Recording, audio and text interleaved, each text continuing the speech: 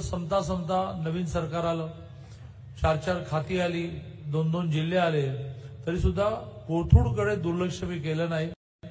एक माझं वैशिष्ट्य आहे की मी नेहमी माणसं उभी करण्याचा प्रयत्न करत असतो, त्यांना काम वाटण्याचा प्रयत्न करतो। त्यामुळे 2 जिल्हे अमरावती आणि सोलापूर असूनही, 4-4 खाती असूनही घर अजूनही कोल्हापूरला आहे।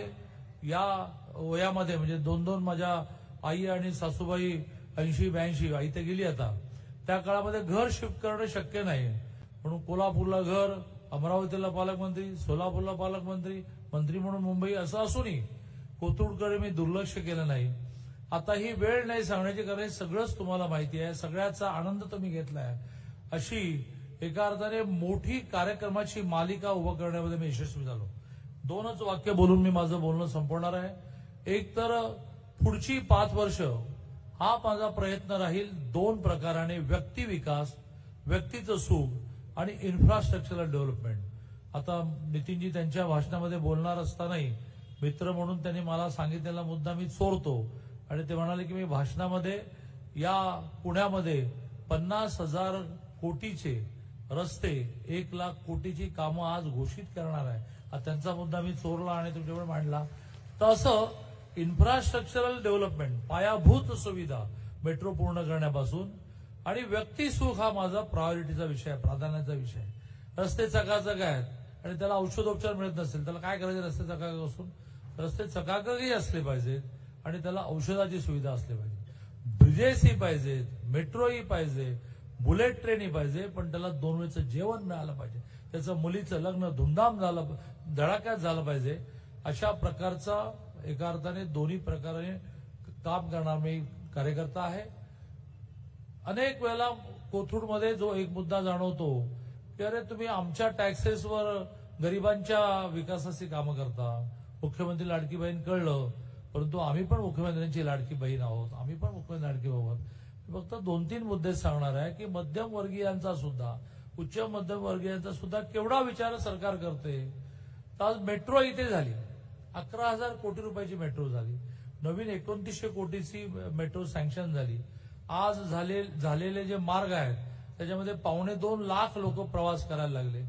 उद्या होणारे मार्ग जे आहेत 2 वर्षामध्ये, त्यातून 8 लाख लोक मेट्रोने प्रवास करणार आहेत।